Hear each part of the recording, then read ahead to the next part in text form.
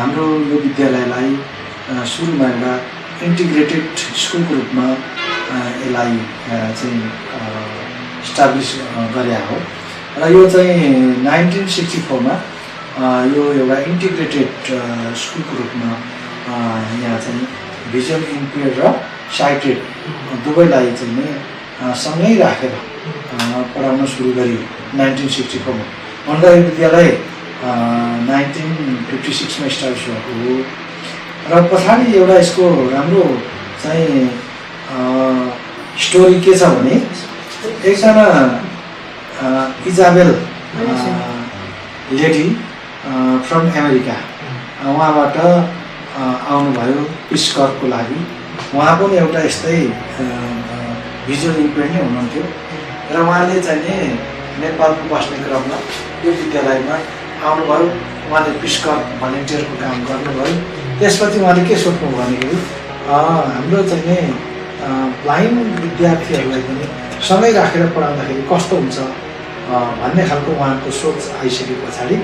उहाँले चाहिँ नि नेपाल गभर्मेन्टलाई यो कुरा चाहिँ नि रिक्वेस्ट गर्नुभयो। रिक्वेस्ट गरिसकेपछि नेपाल गभर्मेन्टले त्यो कुरा सुन्यो। त्यसपछि केही भिजुअल इम्पेयर्डहरूलाई उहाँले भेला गरेर अनि त्यसपछि साइटेड विद्यार्थीहरूसँगै राखेर चाहिँ शिक्षा दिने चाहिँ अभियान उहाँले सुरु गर्नुभयो। त्यस कारण यसको क्रेडिट चाहिँ लेडी इजाबेललाई पनि जान्छ। उहाँको यो चाहिँ नेपालको शैक्षिक इतिहासमा यो कुराहरूको त्यहाँ लेखिएको पाइएको छ। त्यसपछि चाहिँ यो चाहिँ अमेरिकन सरकार र नेपाल सरकार दुवै मिलेर स्थापना भएको यो विद्यालय हो र यो इन्टिग्रेटेड एजुकेसन चाहिँ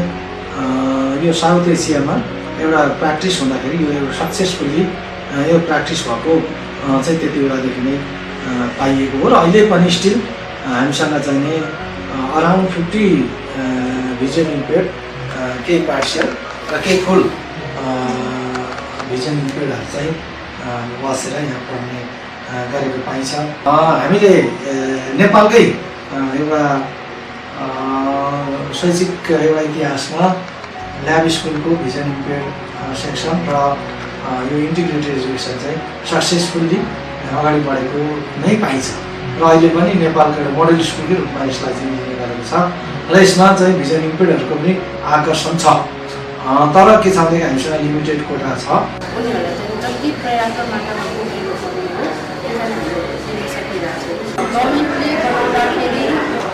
एक वर्षको समयलाई 2-3वटा संस्थाले बनाउने चिजलाई हामी 2-3 महिनामा गर्न परिरहेको छ। त्यो पनि दुईजना स्टाफहरू त्यही भएर पनि हामी समयमा दिन नसकेको। हामीलाई त्यो खालको जुन ह्युमन रिसोर्सको हामीलाई अलिकति च्यालेन्ज छ, टेक्नोलोजीको च्यालेन्ज छ। अब टेक्नोलोजी त सिम्पल भइसक्यो होइन। अब बाहिर देशमा हेर्ने भने यो अब्जेक्टहरू होइन, मैले म अस्ट्रेलिया चाहिँ भिजिट गरेको छु होइन, त्यहाँ चाहिँ यिनीहरू सबै नर्मलहरू देखिन्छ। तर हामीले चाहिँ तपाईँको अब नेपाल सरकारले राइट बेसमा त धेरै काम गर्ने जस्तो मन लाग्छ, तर एकाडेमिक इन्हान्समेन्टको लागि चाहिँ यो मटेरियल्सहरू चाहिँ अलिकति चाहिँ कमी नै छ। अर्को चाहिँ अब पठन पाठन कुरा गर्दा एकाडेमिक उसमा पनि अहिले म्याथमेटिक्सहरू अहिले कुरा गऱ्यौँ, जियोग्राफीको कुराहरू, सोसल स्टडीको कुराहरू अनि जो चाहिँ म्याप बेसको कुराहरू छन् नि, जो चाहिँ फिगर बेसको कुराहरू छ, डायग्रामको कुराहरू छ, त्यो चाहिँ तपाईँलाई अब एकदम इग्नोरको अवस्थामा छ क्या। यसलाई चाहिँ तपाईँको नेग्लेक्टेड अवस्थामा छ। यो चाहिँ योबाट विद्यार्थी किन वञ्चित हुने होइन। विकसित मुलुकहरूमध्ये यो त तपाईँले घुम्नुभन्दा स्पेनको लागि त नर्मल होला, यो अस्ट्रेलियाको लागि त नर्मल होला, यो जापानको लागि त नर्मल होला। हाम्रो लागि चाहिँ यो चाहिँ के हो त भन्दाखेरि एकदमै तपाईँको च्यालेन्ज भएर गएको छ। फर्मुलाहरू भयो होइन, अब अलिब्रेक अर्सब्रेक त्यो भयो भने के भन्दा तुरुन्तै तिनीहरूले क्याच गर्न सक्छ। तर मेन चाहिँ कस्तो भन्दा जब स्टेप वाइज चाहिँ नि अब त्यो बोर्डमा चाहिँ हामीले चाहिँ एक्सप्लेन गर्दै जाँदाखेरि कति कुरा चाहिँ नि ग्याप हुने त्यही हुन्छ त्यो क्याच गर्न उनीहरूलाई चाहिँ हामीले गाह्रो छ। अनि अब अल्जेब्रा र अल्जेब्रामा त हामीले गर्न सक्छौँ कि, तर मेन कुरा आयो ज्योमेट्रीमा चाहिँ फिगरबाट हामीले गर्नुपर्ने जस्तो ज्योमेट्रिकल डेफिनेसनहरू होइन सबै कुरा चाहिँ यिनीहरूले मजाले भन्छ, त्यसमा कुनै शङ्कै छैन। तर जब हामीले थ्योरम प्रुभ गर्छौँ होइन, अब ज्योमेट्रिकल एक्सर्साइजहरू फिगरसँग कन्सल्ट भयो भने त्यसपछि अब तिनीहरूलाई प्रब्लम, हामीलाई पनि प्रब्लम। यही हो कि मेन मैले चाहिँ नि त्यो देखेको चाहिँ नि मैले अब त्यत्रो वर्ष भोगेर आएकोमा कसरी यिनीहरूलाई चाहिँ मैले त्यो के भन्छ एक्सप्लेन गर्न सक्ने म कसरी तिमीलाई बुझाउन सक्ने म त्यसमा सधैँ चिन्दैन तर मैले गर्न सकिरहेको छु अर्थमेटिकको पनि ठुल्ठुलो जस्तै 6-7देखि त एकदम गाह्रो छ हो त्यसको लागि चाहिँ हामीलाई अलिकति यो डेट टाइमहरूमा चाहिँ कस्तो हुँदो रहेछ भने चाहिँ म्याथ गर्दा कुनै म्याथले त 2 घन्टा 3 घन्टा नै टाइम लगाइदिने त्यसले गर्दा अरू सब्जेक्ट पढ्न पनि नभइदिने अवस्था पनि हुँदो रहेछ हाम्रो बच्चाहरूलाई ब्रेड सिकाउँदाखेरि पहिले त हामी सबैले थाहा छ होइन यो 6 र 10लाई बेसमा राखेर सिकाउनु पर्ने हुन्छ यसको लागि हामीले पहिला पुरानो रूपमा हामीले एउटा काँटीको बोर्डबाट सिकाउँथ्यौँ त्यो 6 र 10 त्यसैको आधारमा सिकाउँथ्यौँ अनि पछि हामीसँग चाहिँ त्यो टिएसटिसीबाट त्यो माटोको बोर्ड आयो अनि माटोको बोर्ड आयो दुईवटा अनि त्यसैबाट त्यो माटोको किल्लाबाट सिकायौँ हामीसँग अरू केही सोच थिएन त्यो बच्चाहरूलाई अनि 6 र 10को कन्सेप्ट अनि त्यसपछि त्यसैबाट बच्चाहरूलाई लेख्न लागेपछि एकदेखि जेठसम्म अनि कपाल लेख्न सिकाइसकेपछि बल्ल बच्चाहरूले लेख्न र पढ्न बिस्तारै जान्ने हो होइन त्यो नजानेसम्म गाह्रो छ अनि अहिले चाहिँ हामीले के गरिरहेछौँ भने अब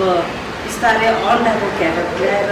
अथवा हामीले फ्रिजमा राख्ने त्यो दुईवटा एउटा छवटा हुन्छ नि हजुर त्यसलाई ल्याएर हामीले त्यो छवटाको कन्सेप्ट दिन्छौँ अनि 1 2 3 4 5 6को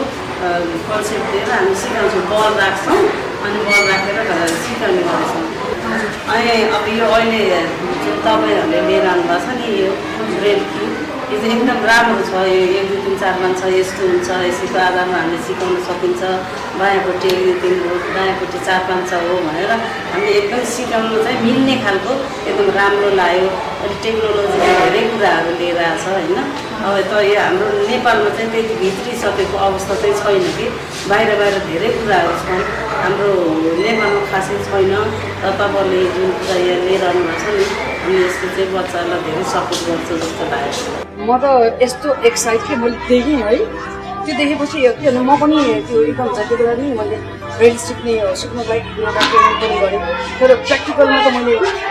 के हो भने अलिकति पढ्न नसक्ने त्यो गर्न केही खोज्न सक्दैन त्यो गर्न सक्ने तर त्यो देखेपछि मलाई के लाग्यो भने यसले त ठुलै कुरा चाहिँ बच्चाहरू ठुलो एचिभमेन्ट त यसले गर्छ नि किनभने त्यो एउटा गेम पनि भयो त्यो गेमबाट उनीहरूले त्यो फेरि डट त कस्तो राम्रो रहेछ क्या त्यो उसमा चाहिँ त्यो किचनमा चाहिँ त्यो उसमा चाहिँ नि त्यो युगमा भनौँ होइन तर के भन्दाखेरि त्यो बच्चाहरूलाई चाहिँ इभेन सबै कुरा अब त्यो जहिले पनि 6 डट भन्थ्यो हामीले चाहिँ त्यो कुनै पेन एउटा हुन्थ्यो होइन त्यस्तो गरेर सिकाउने तर त्यसमा त धेरै कुरा त्यसमा धेरै कुरा छ कि बच्चाहरूले चाहिँ त्यो फेरि डट पनि ठुल्ठुलो आउने त्यसले गर्दाखेरि यसले अब चाहिँ नि के भने ब्रेल सिक्ने हुँदा त त्यो त छिटो सिक्छ होला जस्तो लाग्छ एकदमै राम्रो छ यो टेक्नोलोजी चाहिँ उहिले आउनु पनि यो कस्तो पछि आएको होला जस्तो मलाई त्यस्तो भइरहेछ त्यही भएको त्यसको लागि त एकदमै के भन्दाखेरि अब बच्चाहरू सबैको हातमा त्यो होस् हामीले त्यो प्रेसर गर्दाखेरि तिनीहरूले सबैले डट भन्दाखेरि त्यो मजाले घुमाएर त्यो गरोस् होइन त्यो चाहिँ मेरो चाहना त्यो हुन्छ पनि होला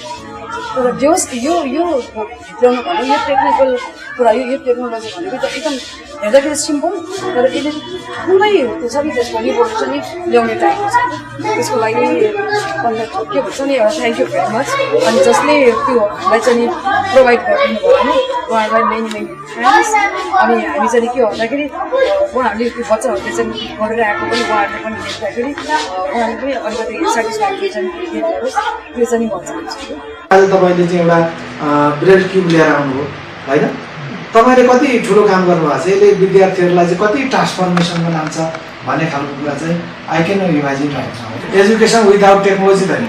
केही छैन आर्टिफिसियल इन्टेलिजेन्सको चाहिँ युगमा पुगिसक्यौँ त्यसले गर्दाखेरि यो टेक्नोलोजी हामीले जसरी पनि हाम्रो विद्यार्थीलाई दिन सक्यौँ भने हाम्रो विद्यार्थीहरू चाहिँ ज्यादै चाहिँ अगाडि हुनेछन् र उनीहरूको चाहिँ भविष्य चाहिँ हुनेछ भन्ने म चाहन्छु फेरि पनि म अभिषेक भाइ र सञ्जयलाई धन्यवाद दिन चाहन्छु यहाँहरू हाम्रो अभिभावकज्यू पनि आउनु भएको छ तपाईँहरूलाई म धेरै धन्यवाद थ्याङ्क यू सर